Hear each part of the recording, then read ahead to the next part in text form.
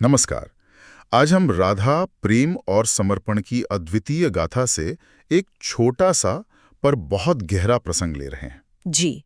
इसका शीर्षक है रास और राधा। हाँ, और ये हमें रासलीला के बीच राधा और कृष्ण के एक बहुत ही मार्मिक संवाद तक ले जाता है। बिल्कुल। तो आज हम इसी कहानी के जरिए प्रेम, भक्ति और शायद नजरिए के कुछ पहलुओं को समझने की कोशिश करेंगे। हाँ, देखते हैं इसमें क्या छिपा है। तो सीन है रासलीला का, वृंदावन। रात का समय, यमुना तट और कृष्ण गोपियों संग नाच रहे हैं। और खास बात यह है कि हर गोपी को ऐसा महसूस हो रहा है कि कृष्ण वो सिर्फ उसी के साथ हैं। बिल्कुल, जैसे वो सिर्फ उसी एक के लिए वहां मौजूद हों। हाँ, पूरी तरह से। लेकिन इस सब के बीच राधा नृत्य में शामिल नहीं है। वो किनारे पर खड़ी हैं, चुपचाप। और यहीं कृष्ण का ध्यान जाता है उन पर। हाँ, वो उनके पास जाते हैं और पूछते हैं, राधे, तुम क्यों नहीं नाच रही? सब तो इतने आनंद में है। सीधा सा सवाल लगता है ना? पर ये उस पल की सारी भावनाओं को जैसे खोल देता है। बिल्कुल। और फिर राधा का जवाब आता है। हाँ, उनका जवाब फौरन ध्यान खींचता है। वो कहती हैं, जब तू हर गोपी के साथ हो तो राधा के लिए कौन? इसमें एक मानवीय बात है, थोड़ी सी शिकायत। हाँ, शिकायत कह सकते हैं, या शायद एक अधिकार की भावना भी। हाँ। कि प्रेम अगर बट जाए तो क्या वो खास रहता है? हाँ, बिल्कुल स्वाभाविक प्रतिक्रिया है ये। किसी भी गहरे रिश्ते में ऐसा महसूस हो सकता है। पर फिर कृष्ण का जवाब आता है। और वो जवाब वो इस पूरी स्थिति को जैसे एक अलग ही स्तर पर ले जाता है। क्या कहते हैं वो? वो कहते हैं, राधे, मैं सबके साथ हूं क्योंकि तू मुझे सब में देखना जानती है। ओहो, ये तो मतलब वो राधा की शिकायत का जवाब नहीं दे रहे। नहीं, सीधे तौर पे नहीं। वो तो ये कह रहे हैं कि उनका हर जगह होना या सबके साथ होना, ये असल में राधा की अपनी देखने की शक्ति है। बिल्कुल, जैसे वो कह रहे हूं कि कृष्ण बटे हुए नहीं है, बल्कि राधा की चेतना इतनी विशाल है कि वो उन्हें हर जगह महसूस कर सकती है। तो ये तो अनुभव करने वाले के नजरिए की बात हो गई कि असलियत क्या है, ये देखने वाले पर निर्भर करता है। हाँ, काफी हद तक। ये एक बड़ा दार्शनिक पॉइंट भी है इसमें, कि हमारा अनुभव शायद बाहरी चीजों से ज्यादा हमारी अपनी आंतरिक स्थिति पर निर्भर करता है। तो कृष्ण का कई गोपियों के साथ होना राधा के लिए समस्या नहीं है।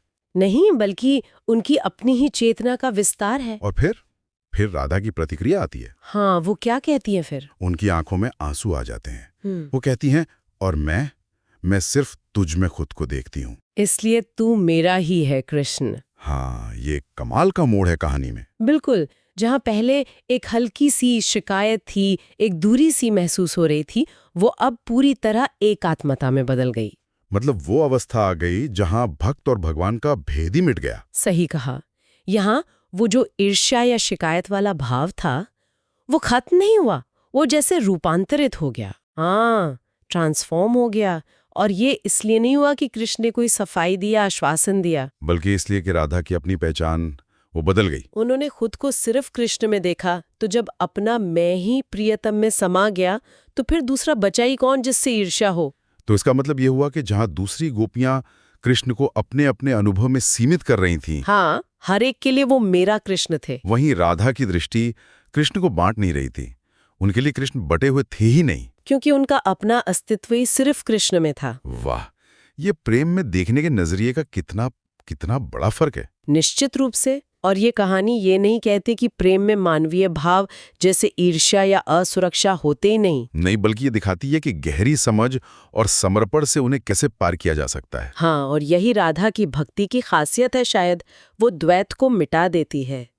कृष्ण सबके साथ है, ये बात भी राधा के लिए उनके अपने अनूठे रिश्ते में बाधा नहीं बनती, बल्कि शायद उसे और गहरा करती है। हाँ, क्योंकि वो कृष्ण को हर जगह देख पा रही हैं और खुद को सिर्फ कृष्ण में। सच में इस छोटे से संवाद ने प्रेम की परिभाषा, भक्ति की गहराई और सबसे ज्यादा तो हमारी अपनी दृष्टि यथार्थ को कैसे बनाती है, इस पर सोचने को मजबूर किया है।